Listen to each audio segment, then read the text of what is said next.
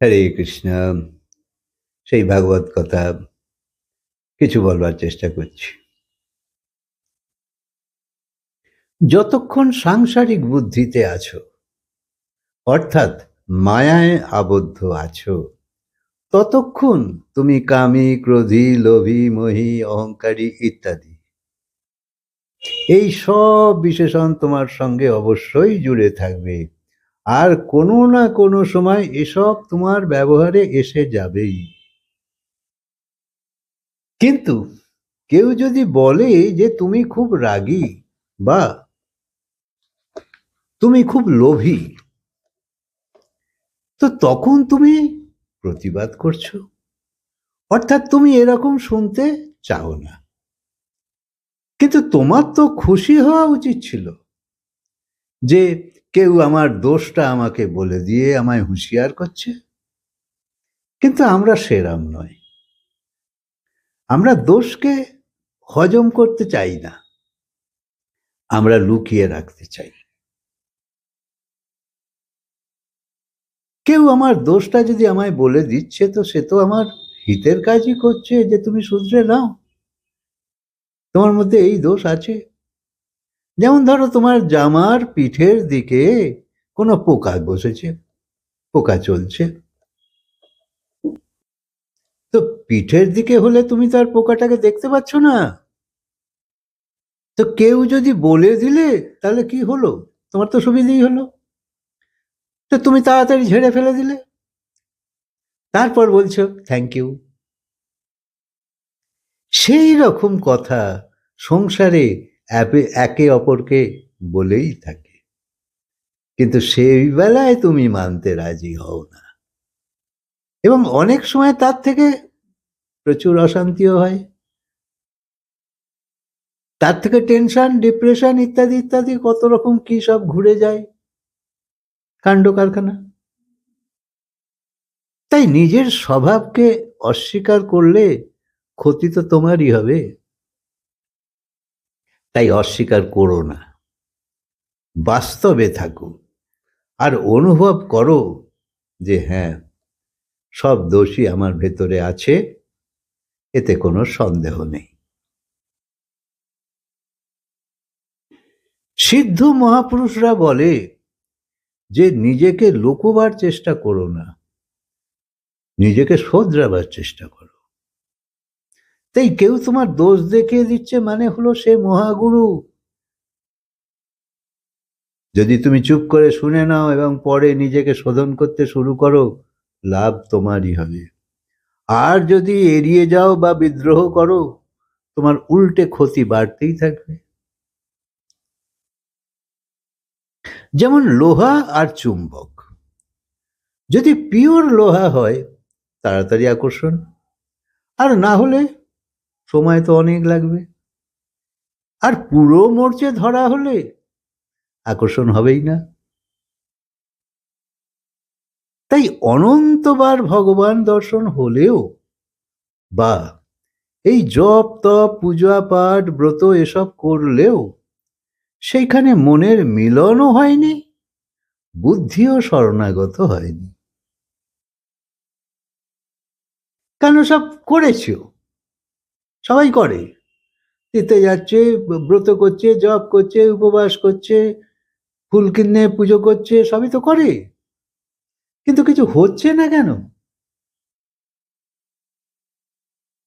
কারণ তোমার মন, তোমার বুদ্ধি শরণাগত নয় প্রভুর প্রতি। তুমি সংসারের বিপদ আপদ থেকে নিজেকে বাঁচাবার জন্য এসব ঘুষ দিচ্ছ ভগবানকে, যে আমি এসব করছি, তুমি আমাকে সবসময় রক্ষা করো।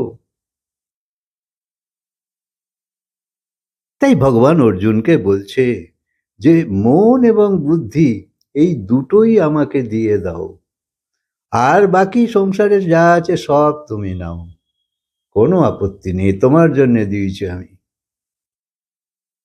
কারণ মন এবং বুদ্ধি যদি নিজের কাছেই তুমি রাখো, তাহলে এরা ঘুরে ফিরে তোমাকে এখানেই ফাঁসিয়ে রাখবে।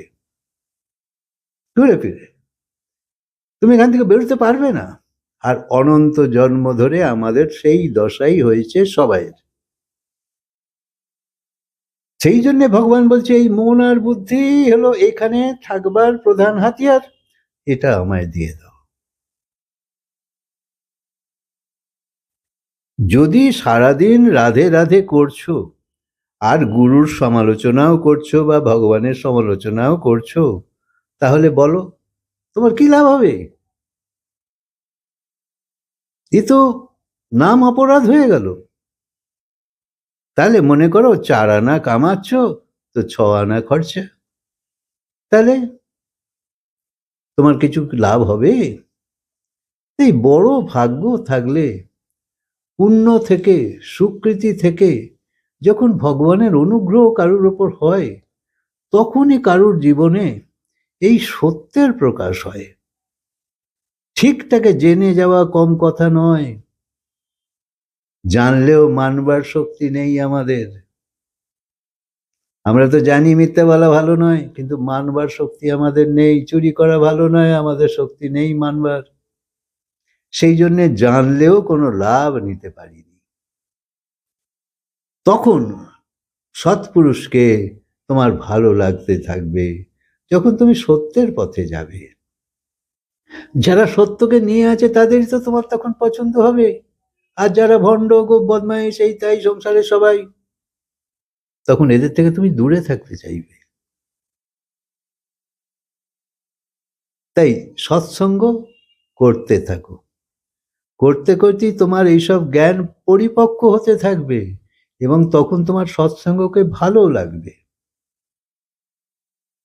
তখন তোমার ভেতরে আগ্রহ আসবে, আরো শুনি, আরো শিখতে হবে, আরো বুঝতে হবে, আরো নিজেকে কন্ট্রোল করতে হবে। তখন অনায়াস তার জীবনে সাধ্যায় প্রকট হতে থাকে। তখন সে তপ করতে শুরু করে। তপ মানে হলো সংযম, সভ্যতা, শিষ্টতা, ভদ্রতার দিকে যেতে থাকে। শুনে শুনে শ্রবণ মঙ্গলম, শোনো, খালি শোনো।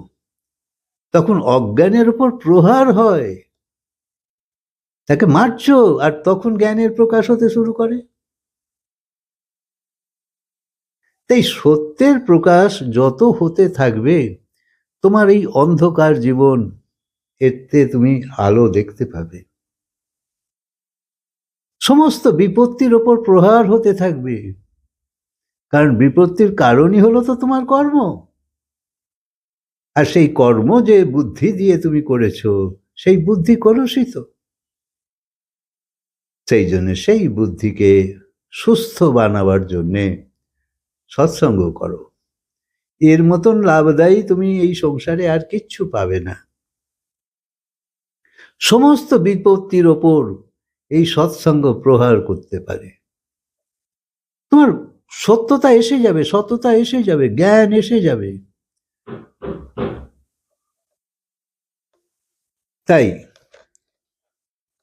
তাই তোমার ভেতর সেই দীপ্ততা এসে যাক, তবেই লাভ হবে। কারণ ভাগবত পুরুষ, যার ঈশ্বর উপলব্ধি আছে, যার আত্ম উপলব্ধি আছে, যে এই পথে অনেক দূর এগিয়ে গেছে, যে জাগ্রত ভাব নিয়ে আছে, এই রকম সৎপুরুষ, যে ব্রহ্মনিষ্ঠ, এসব তারই প্রাপ্ত হয়। সেই জন্য তাদের সংস্পর্শে না থাকলে তোমার মধ্যে এই দিব্যতা, এই স্বচ্ছতা আসবে না। নিজেকে লুকিও না, লুকোবার কি আছে? এই সংসারে সবাই পাপী।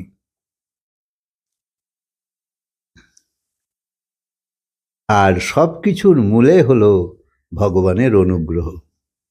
তাই সেইটা আদায় করতে হবে, এমনি এমনি পেয়ে যাবে না। মানুষের ধর্ম হলো মুমুক্ষতা, অর্থাৎ মুক্তির ইচ্ছা তো জাগুক। যে অনেক জন্ম, অনন্ত জন্ম এই সংসারে ঘুরে বেড়াচ্ছি, ঘুরে বেড়াচ্ছি, ঘুরে বেড়াচ্ছি, দুঃখী হয়েই আছি। তাই সেখান থেকে সরে যাবার ইচ্ছা দরকার আছে। এর জন্যে মহাপুরুষের দর্শন চাই, সৎসঙ্গ চাই, এবং ধীরে ধীরে ঈশ্বর অনুগ্রহ হয়ে যায়। হরে কৃষ্ণ। কথা কাজকে বিরাম দিই, আবার বলবো।